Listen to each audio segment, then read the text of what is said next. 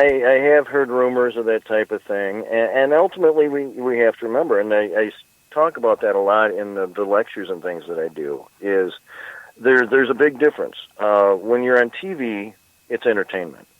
And we refer to it as para-entertainment. You know, those of us that are a little more serious about it, it's referred to as para-entertainment. People don't tune in to watch a very boring scientific study. They just don't. And so it has to be entertaining for the shows. As a matter of fact, I'm working with a guy as a technical consultant. We're shooting a show that kind of examines what people are seeing when they're watching the TV shows, and some of the things that are maybe being done incorrectly on the TV shows, and some of the things that should be done better. And, you know, the show is called Paranormal Studies. It is geared completely around investigating more the paranormal field than it is, you know, four guys going out and running through a house with the night lights on and spooky looks and going, ooh, eek. Because there's too much of that. I mean, it's fine if the shows would say, hey, this is an entertainment series, this is for entertainment only. The big problem I have is they don't. They will bill themselves as they are paranormal experts and this is the way that things are done. And so you end up with a whole bunch of copycat groups going out making the same mistakes and doing the same wrong things. Yeah. So we figured it was time to address that. Well, you know, it's the same thing in these talk shows, you know. I tell people all the time, this show is entertainment. You can take whatever you want. You know, I let the guests, you know, talk and say their encounters, their stories, or whatever. But you, as the listener, you make a decision what it is. You know, I'm not saying it's true. You know, I'd have no way to know if it's true. Yeah, and you know, the thing is that a good listener shouldn't just assume something is true.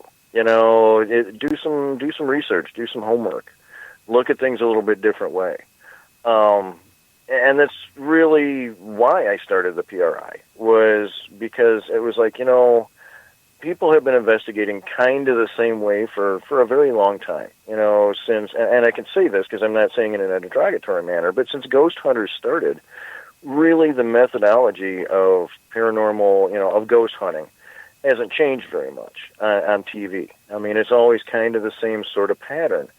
And so I would hear people talk about this, and I never watched those shows because at the time I was living up in Alaska. I didn't have cable or electric. And but I had friends that did, and they would tell me about these shows. I'm like, it doesn't seem like they make any progress.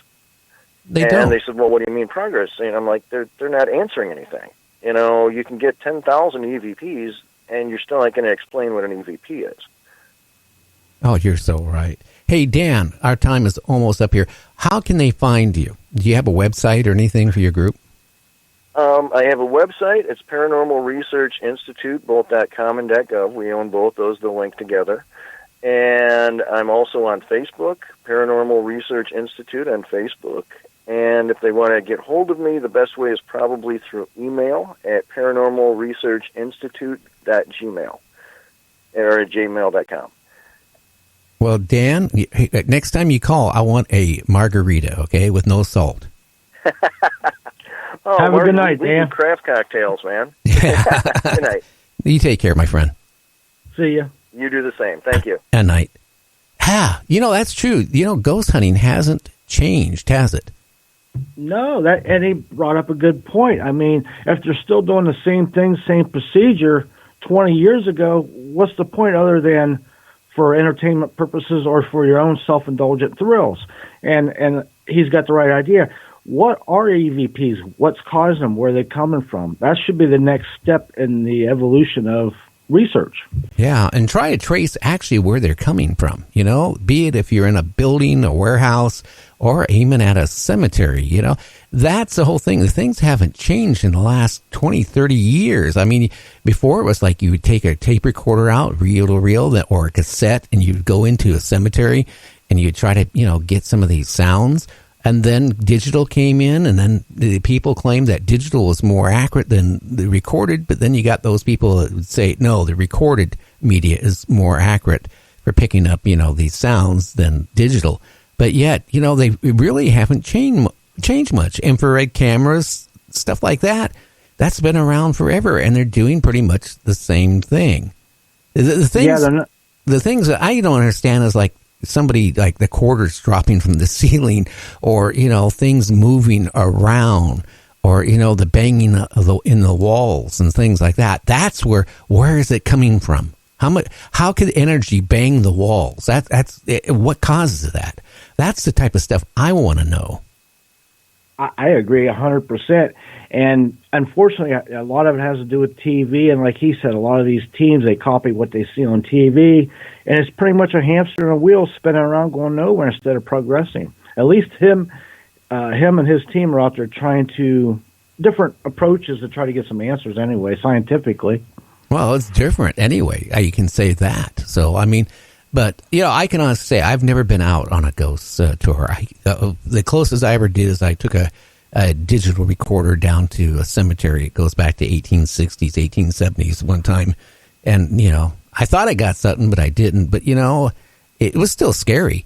But, again, like we've talked about, people going into old buildings and warehouses without asking owners' permission, that should be a big no-no. Because as we talked about it before, you can go into an old warehouse and take a step and fall through the flooring. I know at that one store I managed for those 10 years, I went up the stairs, where the rooms were, in the hotel part, but the walls were all tore out at that point. And I was walking around and, I fell through the ceiling. And the only thing that saved me is my arms were still, attached to the floorboard, kind of like, when I dropped, my arms, and the paramedics and the fire department had to save me, because it would have been about a good 45-foot drop to the floor. Yeah, that'd been trouble. And I had almost a similar experience almost 30 years ago. I was kind of investigating an old defunct steel mill. And I was on about the third floor, and it was probably 150 feet up, but in between the floors was probably about 40 feet. And there was part of the floor was like that metal grids type stuff. And what had happened was when they closed down years ago, they just put some cardboard boxes that were flattened over a hole. And I didn't know, and I'm walking along. Next thing you know, Gary, I would have fell. I just happened to grab the floor before I went all the way through, and just about pulled my shoulders out of place. But I'll tell you, if I'd have fell, I would have landed 40 feet on jagged metal. It's just one of the dangers of it. I had permission to be there. It wasn't like I snuck there, but it was just a lot of dangers you don't know. And that's not even counting the bugs, bed bugs, cockroaches, mold, and all kind of other things. Yeah, I remember, too, if I would have went all the way through without, stopping like I did. What was underneath me was a whole bunch of camera tripods. Oh, boy. And that would have impaled me. Yeah. You would have been walking funny after that, for sure. I don't think I would even be talking right now. That was probably one of the scariest moments I ever had. All I could think about, I was going to die till the paramedics got there. And I had to wait probably, I don't know how long, maybe 10 minutes before the paramedics got there, because somebody noticed, like, hey, there's a part of a person hanging from the ceiling. That's what they were telling me afterwards. They could see and I'm lucky I didn't wet myself. That would have been probably more noticeable yet. You're lucky your pants didn't fall off when you stopped from the jolt. Yeah, that tells you how unsafe some of these buildings are, and you could go into. Oh, they are very unsafe. I was in one a year ago. A defunct building. Was allowed to be in it and investigate and everything, but it was just, some of these buildings, this building here was probably, from the 1840s. So that's, 160, 70-year-old or better building. And, it's fallen down. It's dangerous. The wood's rotten. Who knows if they got termites in there. And it's just dangerous because, especially termites, you can look at boards, they look okay on the outside, but you can walk on them. You go right through them. Oh, yeah. I'm still thinking back right now. The footsteps going up to the upper stairs, where I worked at. Hearing the footsteps going up and the creaks of the stairs and the muffled talking and all that stuff. And I'd quickly run out of my office, run down the little hallway and look, and it's nobody there. So I went up the stairs. Nobody was there. I run down the back stairs, and I go double check the doors and make sure somebody, they were dead bolted from the inside.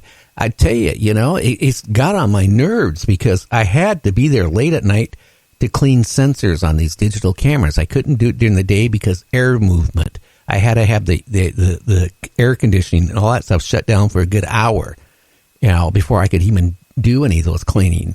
And so I'd be down there sometimes 11, 12, 1, 2 o'clock in the morning. And it always started around 12 o'clock. And it went on for like an hour or so. And you could even hear creaking upstairs of, like the wood creaking of somebody walking. I tell you, it was scary. And that time I went down in the basement and somebody took it felt like somebody punched me in my shoulder. And I turned around and I figured it was one of the employees because they probably didn't like me because I was a jerk. I'll admit that. I was a hard-ass boss. And I turned around and I was going to punch him. But there was nobody to punch. Oh, I hear you. Just about a year and a half ago, I was in Wellsburg, West Virginia, investigating some land. But in between things, I was in the voluntary fire department, and I was the only one in the building. Well, I was with a friend, but he'd done left, so I was the only one in the building. And I'm standing there just by myself, and this is what I heard. This is what I heard. Is that your car out there? And I turn around, I'm like, no, I didn't drive. And then I realized, wait a minute. That was a disembodied voice out of nowhere, plain as day, and nobody even in this giant building. So then I'm like, okay, that's freaky. So then I go to the bathroom, which was locked because nobody was in there. So okay, we got a phone call. Hey, James, hang on. Okay. And it's not answering. That's crazy.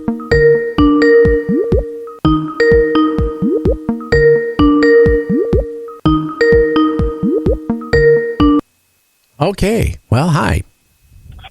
Hey, my friend. How you doing? Fine. One of my computers wouldn't let me click the button. It just froze up on me. Skype keeps updating. I was having difficult. You're talking about like a haunted laptop, I guess. I was trying to get in, and it kept kicking me out. Speaker.com was having a major issue with me. Not recognizing my Facebook ID. I had to reset it. It was like a major overhaul. Just to be able to listen to the show, and I missed most of what Dan was talking about and I caught the last part of it, but it was very interesting, and I would love to hear him back on as a guest again, because he sounds very knowledgeable, and he's right. And by the way, is the name of that person Nick that you were referring to? Yeah. Yeah, that's what I thought, because he's made his comments before, and I've actually spoken to him back and forth a little bit on Facebook from time to time, and that the show became very commercialized, and how they would have to fake their findings, and that it had become just more comical than anything else. So, which was not their original intent of how the show was supposed to go. Yeah, but, and unfortunately, they have to make revenue. Because it's a network. So if you don't come back with anything scary, they can't pay the bills. So I guess it gets to a point where the producers say, go fake it. Yeah, and, his co-host there, Zach, got to have a really big head. And he's not very much liked in the ghost community, as far as the ghost hunter community. I hate using the term hunter because it sounds like you're out to find them as a prey. But finding the spiritual realm, let's put it that way, would be more of an accurate description in my terms. Oh, yeah. But, I'm glad to be able to call in or just be able to listen tonight as a listener. I love your show, and it's just, like I told you in a private message, it's a treat for me just to be able to listen to the show tonight from start to finish. Okay, and you said you have a scary story. Yeah, actually, it's a story that's been around for, since the 20th century that I know of, and maybe beyond that. It's called The Hitchhiker. Okay, now and it has taken different variations. Okay, we got to wait a minute because unfortunately, It is break time. So okay. we'll be back in 2 minutes, so just hang on. I'm going to put you on hold here for a minute, and we'll be back.